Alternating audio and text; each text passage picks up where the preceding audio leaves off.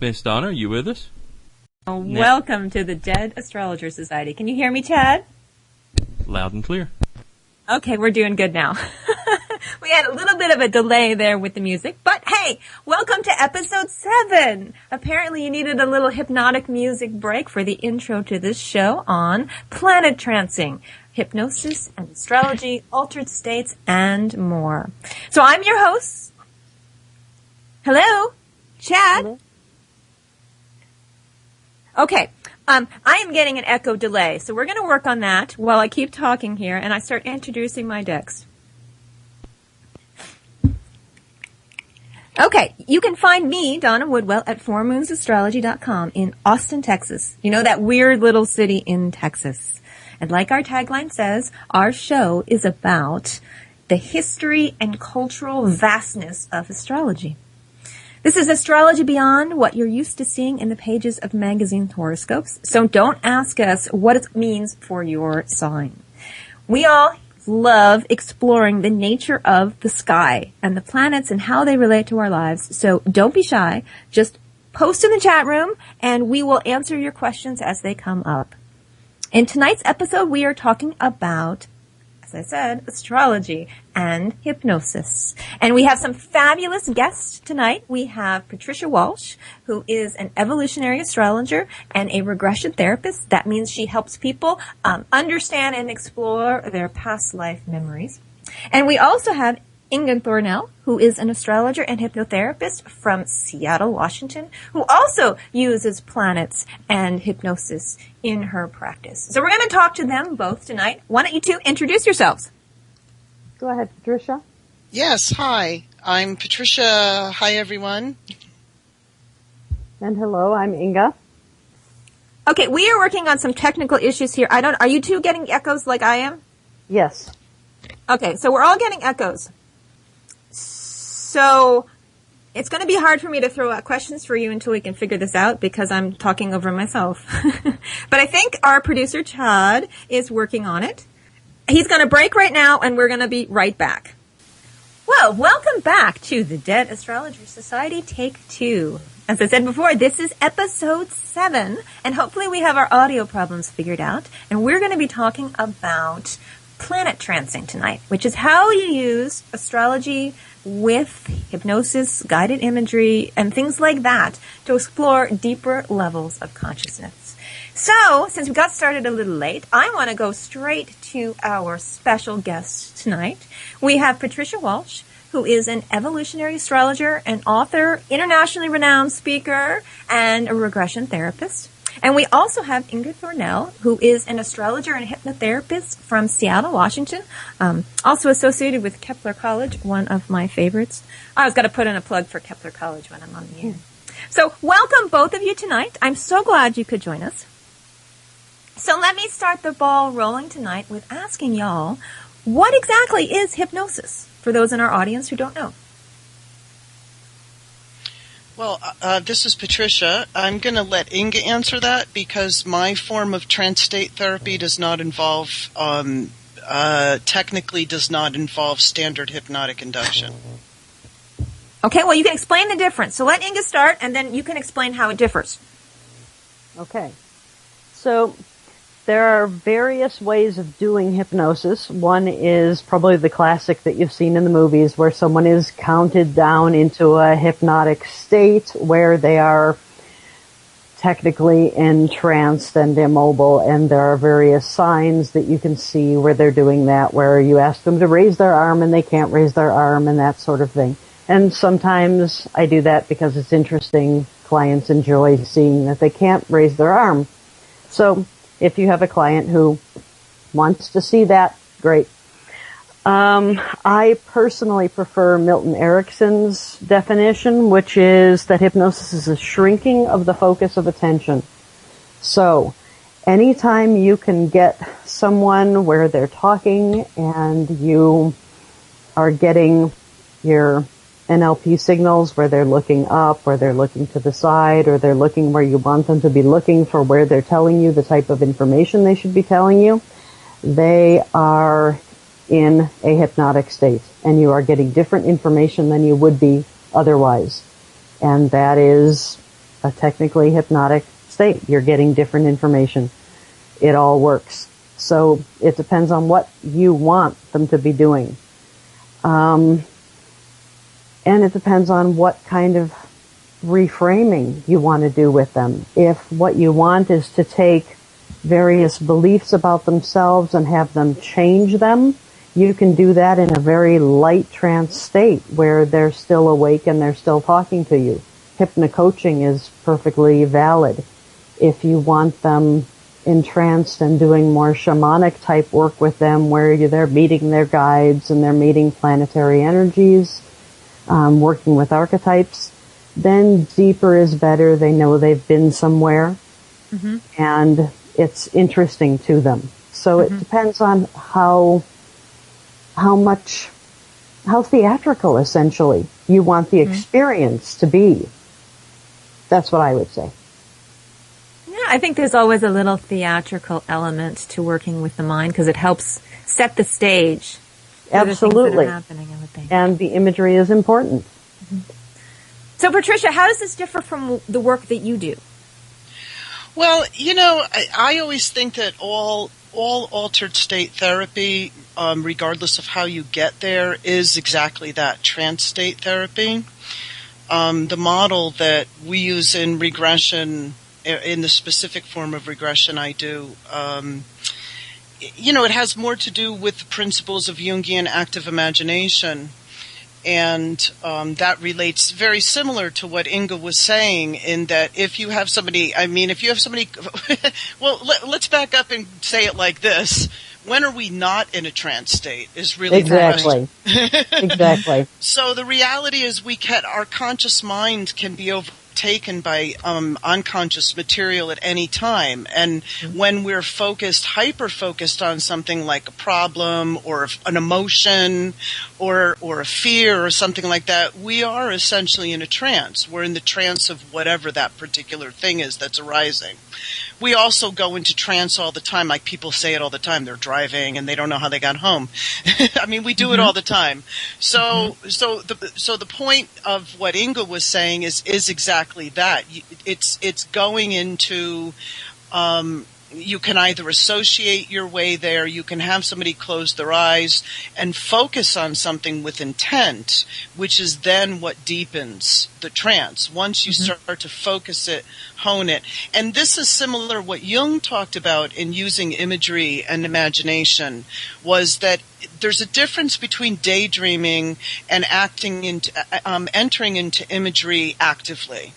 And that's what he termed active imagination. In meditation, they call it a state of reverie. Reverie is a form of meditation also.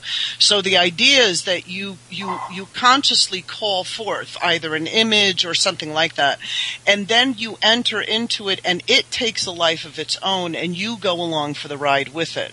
You don't lose your conscious awareness, but it is much like Inga said, that your conscious awareness recedes to the background, right? So it's kind of like invoking a dream state when you're awake. Yeah, that's a good bullet point. Donna, this is Inga. Another way of doing that I find works a lot is something that Jung had talked about, but that Erickson used all the time. ID motor responses. I don't know if you're familiar with that term. I was talking to a client the other day. We were talking about her weight. She was telling me how important it was to her to lose weight. We were talking about various techniques for losing weight.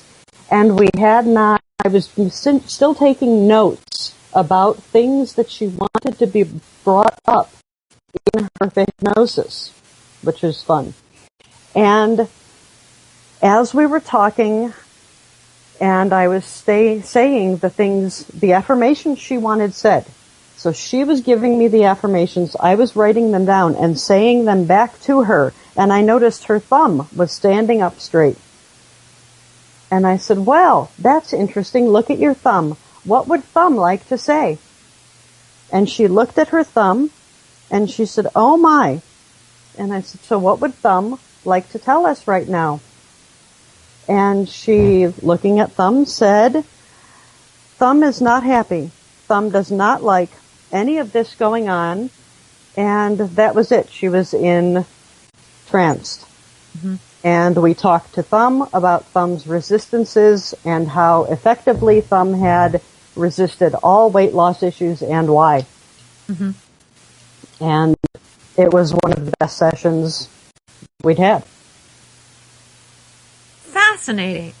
So, and how did that experience help the client? It broke through an issue that she had never been able to really bring up. Mm-hmm. Her mother was a perfectionist, Mm-hmm. extreme perfectionist, and what she'd never been able to really talk about. She'd been supposedly working on this weight issue all her life. Her mother had had her on diets all her life. And the one thing that she'd never really admitted was her anger toward her mother. Mm-hmm. So and through the conversation, she interacting with her own subconscious. Thumb did. Yes. Thumb brought it up. Thumb was able to verbalize it, yes. That is fabulous. So, how does this altered states, active imagination, directed dreaming, however you want to call it, relate to your astrological practice? Well, first and foremost, astrology is a symbolic language. To me, and I think probably to a lot of people that use astrology, the archetypes are living entities. Just like all archetypal forms are living entities that we can, just as Inga was talking about, we can dialogue with, we can gestalt with, we can do all kinds of things with those entities. Mm-hmm. We can become possessed by them, Mm-hmm. and basically we're possessed by entities, and we call that our natal chart. Mm-hmm. So there's a reason the Indian astrologers call them the Navagrahas, the Exactly. 9 things that seize you. Absolutely. So with that in mind, entering that relationship with them as living beings, as something that has a different kind of wisdom that can be seen and understood by the logical, linear, rational, conscious mind, but that's not the whole picture. So, you know what I mean? It's like Freud's iceberg. The conscious mind is only the tip of the iceberg. The real juice is below it. So it's kind of like that with our understanding of astrological archetypes when we only approach them on the conscious level. Yeah, there's a lot to say, there's a lot to understand, but the real juice is underneath, and that's where they become real living beings. So you can engage them, you know, you can, I mean, I have lots of instances of engaging them in either imagery that arises from the client or imagery that arises as we start to talk about a particular issue or aspect or something like that. I mean, I've done astrodrama, which is an offshoot of psychodrama, which is very much the same thing as Hellinger's constellation work, where you're, giving something life. I've done Gestalt with people. And again, also just doing that kind of imagery. I mean, it's like what Einstein said, the experience of something is greater than the knowledge of it. Exactly. So what can people expect when they come to see you? I mean, if they're used to seeing an astrologer, they might give over their birth information, and the astrologer might talk about different planetary positions and what this means for the client, and maybe dialogue about specific questions. But how do you work in what you do as part of your process? Well, is that okay? Patricia, you go for it. Okay, I'll go for it. This is a round table. Everyone's allowed to talk here. Okay. I have this one case that's really funny, just the way that it arose in a session, and it's very illustrative of the kinds of things that can be accomplished engaging in an active imagination way.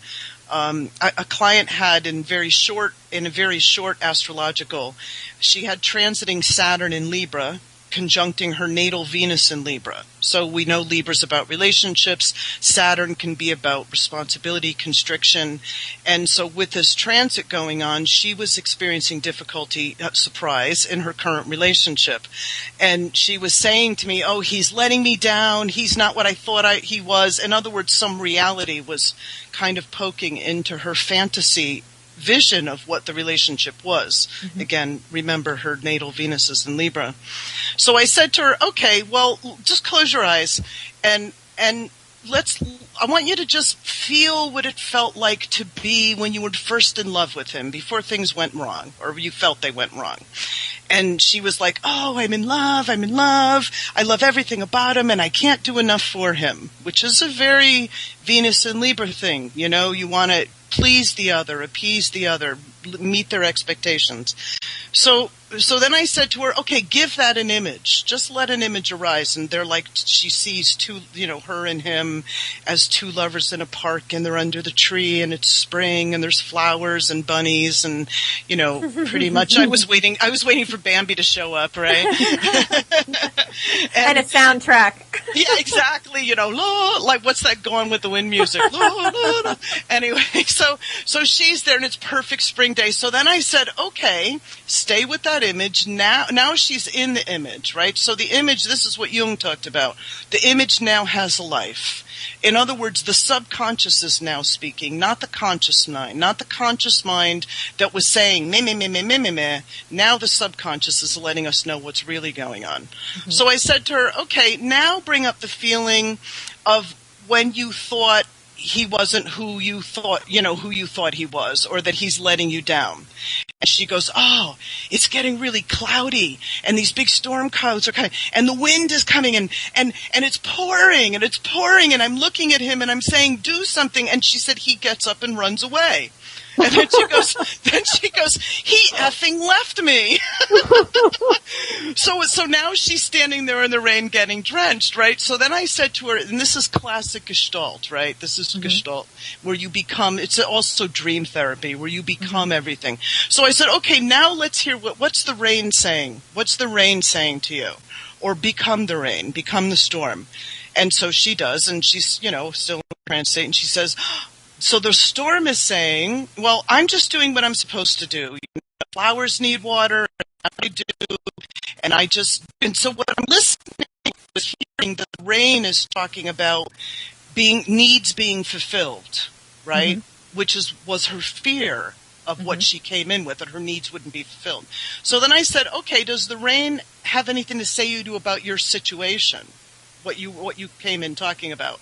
And she started to laugh, and she said, well, the rain says, you don't have to stand here. You can take care of yourself. Like, you don't have to stand here and get drenched. You can take care of yourself. And then this was her big aha moment. So for her, she came out of it and said, oh my God, now I see I had all these unfulfilled fears of my needs not being fulfilled, so I wouldn't bring my needs into the relationship, but then I would fear that they wouldn't, the classic thing of not being able to say this is what I need and this is what I want.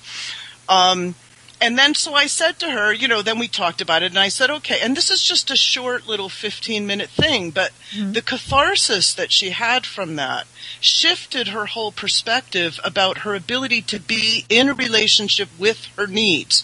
And now for the astrologers, they would understand, if you think about Saturn transiting a natal Venus in Libra, that is asking her, that transit, the energy of that transit is asking her to learn how to enter a relationship in a more mature way, right? Which is not childlike with your projecting your unfulfilled expectations onto somebody. I think that's a great explanation, Patricia. Well, I always think stories and the human they're fascinating to me. Illustrate so many principles. I mean, I just always think that story carries a lot more than quotes and da-da-da. Well, and memorizing a lot of keywords. I think for many astrologers, they learn astrology out of a book and try to figure out how to synthesize by stringing together a lot of different words from different locations and hoping that it makes sense. When in reality, it's when you get down to the narrative that you're actually telling a story, that you are in touch with the client and the chart in a totally different level. As I say, you're getting below the surface of things. Well, think about the difference of her experience of if she came to me and we were just talking about well, you got to show up with your needs and it's time for you to form a more mature relationship or blah, blah, blah, as opposed to her having the actual experience of that. Exactly. It's a totally different animal. And she's going to take it home and be able to live with it in a totally different way. Well, that's the point, because the aha came from her. Mm-hmm. Exactly. And that's just one way. I mean, yeah, I mean, that's just one way. I obviously, my main form of working is in regression therapy, which is another way of entering a different series of symbols within the chart in an experiential way. Well, you brought it up. Let's talk about your regression therapy and how that relates to an astrology chart. But go back to the beginning first, as how astrology relates to the whole karmic past life experience. For me? Mm-hmm. Well, using the evolutionary astrology paradigm, that has a lot. There's certain symbols within the chart that represent the kind of patterns and conditioning that we brought into. Evolutionary astrology being a type of astrology that's practiced in the last 40 years or so? Yes. Okay. Yeah. So for the non-astrologers, it's a school of astrology. Yeah, it's a modern form of karmic astrology. Yeah. Exactly. Founded by Jeff Wolf Green. Blah, blah, blah. I wondered how you were going to do that in 5 minutes or less. Yes. Good job. Good job.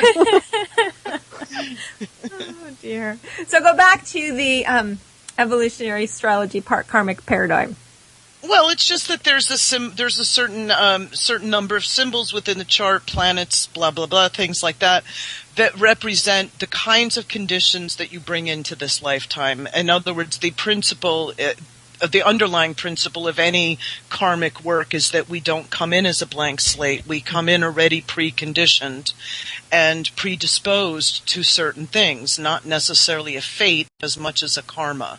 Yeah, the idea, I think anyone who's had a small infant around realizes that when they open their eyes, there's someone home. And the someone has already wants and needs by the time it gets here. Yeah, they already have. Well, it starts even before that. If you get into doing womb work and things like that, that's also another fascinating discussion, that the karmic conditions already start imprinting in the womb. And that's all related to what's happening with mother and her surroundings and things that are happening to the, in utero. So the karma's already imprinting there. And something that you can see in a chart. Absolutely. Absolutely. Yes. And so as in your regression therapy, what do you do with that knowledge? Well, there's two things. I've been running Dr. Roger Woolger's School of Deep Memory Process for going on 13 years. And we have a professional training program where we train people to do regression, and that's a 2-year program. The other side is that I work with clients and, as a practitioner. So they're kind of two different things. So on one side, I train professionals, and on the other side, I have my own practice. So in regression therapy, basically we're looking for, just like you go to the dentist, show me where it hurts. Where's it hurt? Oh, okay. It's that tooth. Okay, now let's start to focus in on what that is. And more often than not, or I wouldn't even say more often than not, I wrote a book on this called Understanding Karmic Complexes, where I gathered several thousand case studies just to get an ontology of the kinds of karmic complexes people come in with correlated to the astrological archetypes. So, Aries type past lives are different than Taurus type past lives. And I got several thousand case studies to back that up. So, it's intertwined to me, because if I look at the chart, I can see the complexes that the person is coming in with. And when they come in to talk about the complexes, they're already there in black and white in the chart. Mm-hmm. And so how do those sessions go? Is it similar to the one that you described before with the rain?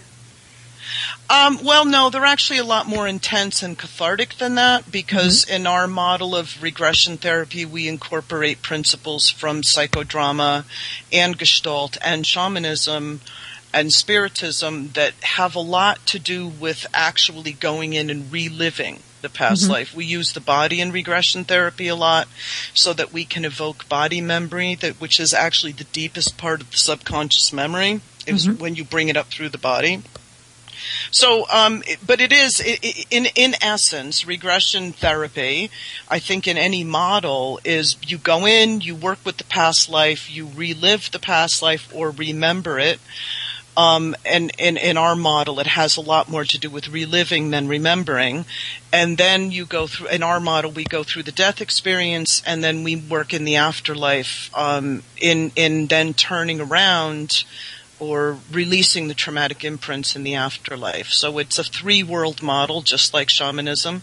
Mm-hmm. And, yeah, that's it in a nutshell. Wow. I've just been having my mind blown about 6 different ways. I'm thinking about the possible ramifications. Inga, how does this relate to what you are doing? I usually do regression work what I do, I go to an issue. So I do regression work around an issue. I don't call it past life. I go to the source of the issue. That's how I was trained. So, part of it is because it's interesting to see where they go. Sometimes they go to being 2 years old. Sometimes they go to being born. And other times they go to, 1532. And it's wonderful to see people who don't believe in past lives wake up and try to explain how they went back to 1532. So I don't use the past life word at all. I let them. I use the astrology as parts therapy and as archetypal therapy. And what do those things mean? Parts therapy and archetypal therapy? Parts therapy or subpersonality therapy is just a really super model. So what you're doing is you're using the planets, say they're in aspect, say you have someone with Venus and Mars square, and they're having an issue with that. What you do is you take them to a place where they can see Venus and Mars and have the dialogue between those two parts and come out with some agreements between the two. So it can go from being a problem to being a positive or more positive thing. It's a method of reframing, which is a classic NLP thing. Reframing is a way of looking it's a technical term for just making things look better, using them more effectively. Changing your perspective and point of view. Thank you. Okay. There you go. I feel like a kid in a candy store with you two. My background is in shamanic journey work and hermetic magick, and after all that, I went and got my hypnosis certification. So I'm finding you two fascinating. I could talk to you all night long. Where's the bar when you need it? Yeah. we need to be at Norwalk and have a big round table so we can talk all night. Exactly. Yeah, the thing is, the shamanic model to me fits in very closely with regression therapy. Yeah, and it's not just regression, and just like Inga, I don't just do past life. You can do present life regression and womb regression too. The model, the thing that we get from shamanism that's so illustrative is their understanding of the soul's tendency to fragment when it experiences trauma, and then the effect of soul loss. And retrieving pieces. That's the point. Yeah, that's the point. From this life or the last or wherever they happen to be is so much a big part of healing. Absolutely. What's interesting? Well, what I was just going to say is that makes it's less than, it's not just going back and remembering a past life. When you bring in this element and understanding that we are actually going back, it's going back into childhood, going back in the womb, going back, and we are literally going back there. And by the reliving and then the discharging of the trauma and the reworking of the trauma, we are liberating a piece of the soul that has become lost and then retrieving it and bringing it back. To me, that's a much richer framework for what we do, than this oftentimes understood when people think about hypnosis and past life work, etc. Well, I have the living experience of giving birth to my daughter was extremely traumatic. It was a near-death experience for me. There were several times I was on the ceiling and going, why am I here? And I don't want to be here. And as a result, I could feel my psyche splitting into multiple tracks to survive the experience, with one half going one way and the other half going the other way. And but for me, it was an interesting experience because of all the shamanic work that I had done. I knew it was happening even when it was happening. It was just my mind's way of surviving this incredibly life-altering experience, and to have to go and reweave those two tracks together to get my energy back.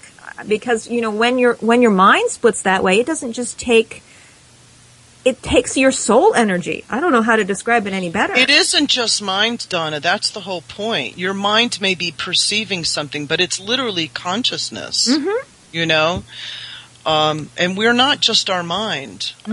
We perceive ourselves through our mind, but at least in my perception. Yeah, soul energy is the best word I have. I wish I had a better one. Yeah, no, that's great. And that's it.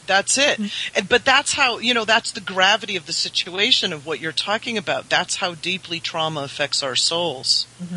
I have a clinical background, surgical assistant, and I do hypnobirthing. So I know exactly what you mean. You know what? Yeah, I wish someone had given me the message before I went in there. Because afterwards I realized, I'm like, this is post-traumatic stress disorder I'm experiencing, and how come no one talked about this in my birthing class? Yeah. Well, and in the theory of, in karmic theory or whatever, that probably also has a past life element to it, that you had either previously died in childbirth, or the child that you brought in was bringing in that memory of either having had mother die or died itself in childbirth. Yes, she's a double Scorpio born at dawn. Bingo. Yeah. There you go. Need I say more? So, well, why don't you two, you have such great stories. Why don't you share with us one of your favorite case stories? Because as you say, I think sometimes the best way to understand is through narrative. Well, one thing we say in our work is always that, people tend to think of past lives as something that you have to go into this rigorous trance to uncover and so on. And in our work, we always say your past lives are never any farther from you than your deepest fear, your strongest neurosis, right? Whatever it is that itches you, that bothers you, those are your past life characters. So to enter into their stories is really not a complex process. And sometimes I just always think it's interesting when you invite the psyche to begin to tell a story, how it loves it. The psyche loves it, rather than sitting around, like we use language all the time, like somebody says, oh, I come home and my husband wants me to cook and clean and I work all day, and all you have to do is say to her, really? And you feel as if what? Or it's like what? And she'll go, well, I feel like a slave. In my work, it's very simple. You just say, great, lay down on the mat. Right? Because she's already in the story. So the idea is our past life characters are really not that far below the surface, and they're not that difficult to access. But I was thinking, on that line, I was thinking about a guy that I worked with who felt quite psychically castrated by his wife. They were divorced for like 10 years, but, still bound by the kids. And even after all these years, he just felt he never had the power to confront her. And so I said to him, he said, I feel psychologically impotent, So, of course, I could already start to imagine different places that this past life could go. But it didn't go there. It was actually really funny. So I said to him, well, what's it like? Like, close your eyes and tell me, bring up the feeling of being with her, and what's it like? And he said, well, and it came instantly. It was so funny. He said, the image I have is I'm laying on the ground behind a log, like I'm in the Revolutionary War and the entire Continental Army is charging at me. And he said, I have this is hysterical. He said, I have a musket in my hand and I fire, but the musket doesn't work right. And the ball just kind of rolls down and goes thump on the ground. And then he's completely stampeded and trampled by the Continental Army. So, of course, this was just the surface image of the past life, but he was already getting the story. So then I took him into that character. Mm-hmm. I took him deeper into become that soldier. So then we did the whole story of how he was young and how he got in the army and blah, blah, blah. And then that defining moment where he's there laying on the ground with his musket and the little ball goes, boom, right? And hits the ground. And then the whole army comes and stampedes him, and he's like laying there, like a bloody pulp, and dies there. And that was the point. The point in our work that we always say, which we also derive a lot of our understanding from the Tibetan Book of the Dead, which talks about these bardo states and that the state of death, all of the thoughts and feelings and physical imprints at the state of death are transferred into the spirit world through the subtle bodies and continue to be lived there. So the point is that part of himself, that past life character was literally still in that state. Mm-hmm. Was feeling trampled, I have no power, my musket doesn't fire. Right? And so that was the point. That was the soul piece that was still stuck. That's the piece that was lost. So we had to go, and then now in the afterlife work is where we get that part. And, through a series of ways of working, which is too complex. I do a 2-year training for this stuff. Too complex to describe. Reworked the trauma, but at one point in the afterlife work, I asked for a power animal to come for him, and what was beautiful was this buffalo showed up, and just spontaneously. Again, the psyche, given the right container, the psyche knows how to heal itself. It's so amazing to me. So this buffalo shows up, and I said to him, "Well, what's Buffalo doing?" And he said, "Well, he's just bringing his energy to me." And Buffalo's message is, "Stand your ground." And that, that was the energy, the counter energy that this poor soldier self never got. Mm-hmm.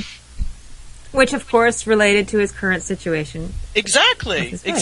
So he left that session with a whole different. Again, we did the soul retrieval on the part of the soldier that was still left on the battlefield somewhere in the deep south, and and then all the reworking of it. But when he left, it literally. Again, rather than, it's not just a mental process, the bringing back of that vital soul energy and liberating it from its restrictive bardo in the afterlife, brought back to him this renewed ability to stand his ground. Mm-hmm. I love talking about these ideas, especially here on the Paramania Network, because when you think of the soldier lying on the ground as a soul loss fragment, yes. And what about all those ghost hunters who are running around with their EMF to that? No. Yes, exactly. That they may be the discarded parts of living people.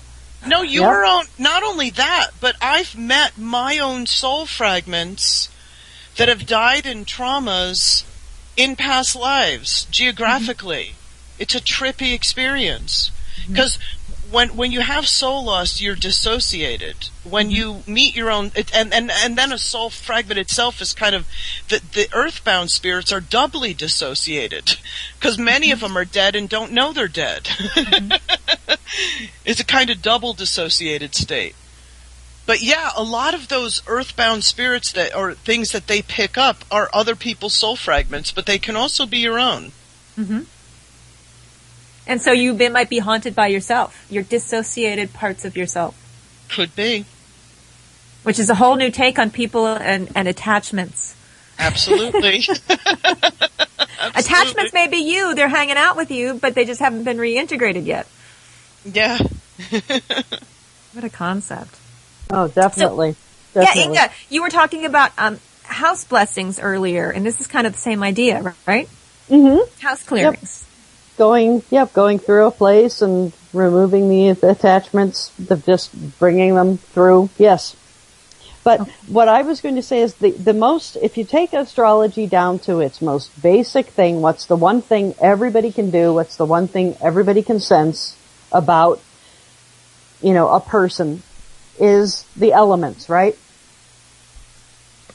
So if you look at how the elements can be used most easily with... You mean earth, air, fire, and water?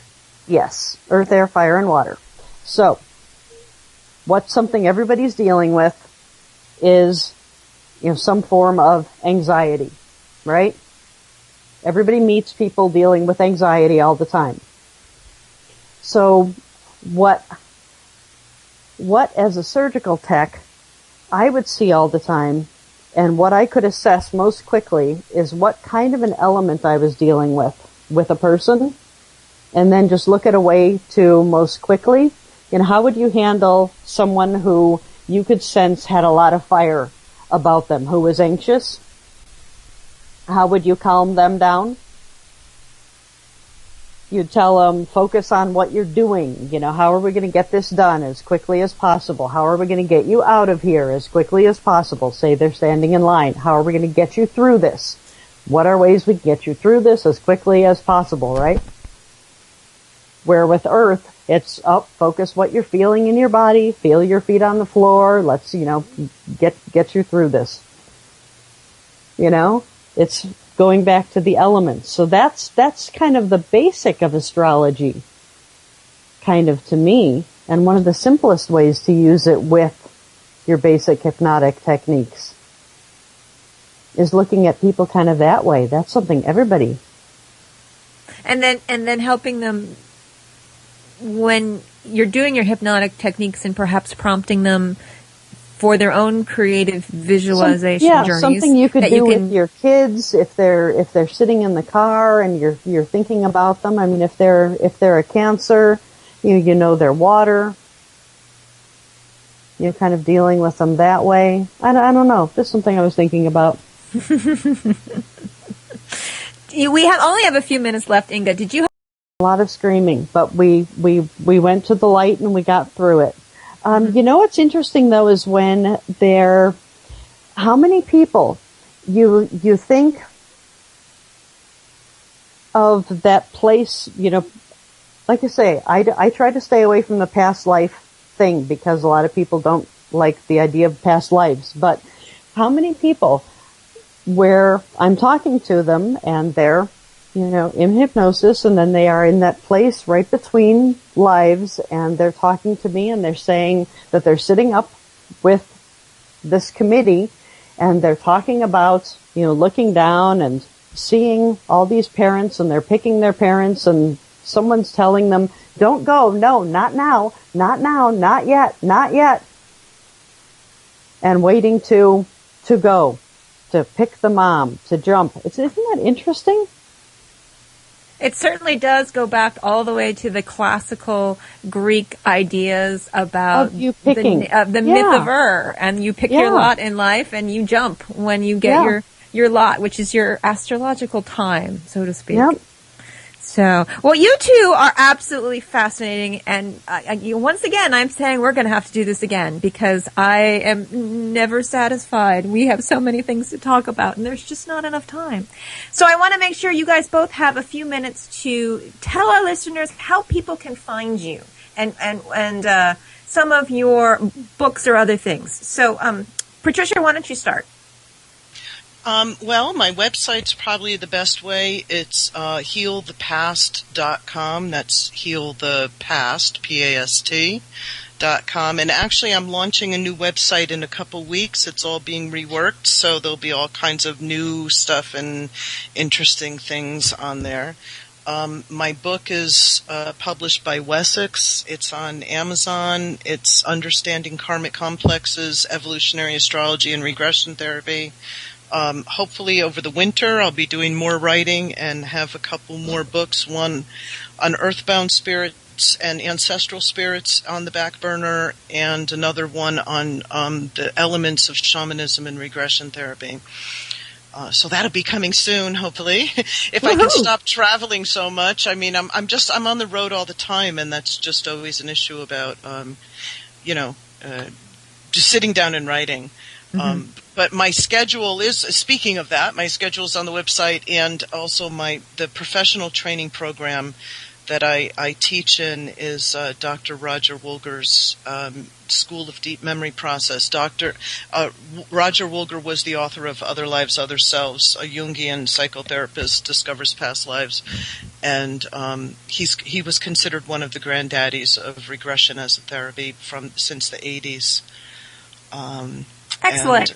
Yep, that's it. Inga, how can people find you? I'm easy to find. I'm Dunthor, DUNTHOR.com. Well, you are easy. Yeah, that's it. And both of these women are absolutely fabulous. So if you are in the market for learning more about astrology and hypnosis, I highly recommend that you check them out. So thus ends yet another episode of the Dead Astrologers Society. I am your host. Well, we're not done yet. I got to say how to find us. I am your host, Donna Woodwell. I am an astrologer here in Austin, Texas, the fabulous Austin, Texas. My website is www.fourmoonsastrology.com. You can also find me on Facebook at Four Moons Astrology. And the Dead Astrologers Society, even better, has its own Facebook page, which you should go immediately and like right now. And we also have a group on Facebook, which is the Dead Astrologer Society Green Room, where you can ask all those behind-the-scenes questions about how we're doing and how the show is progressing, and maybe make some suggestions for show topics of your own.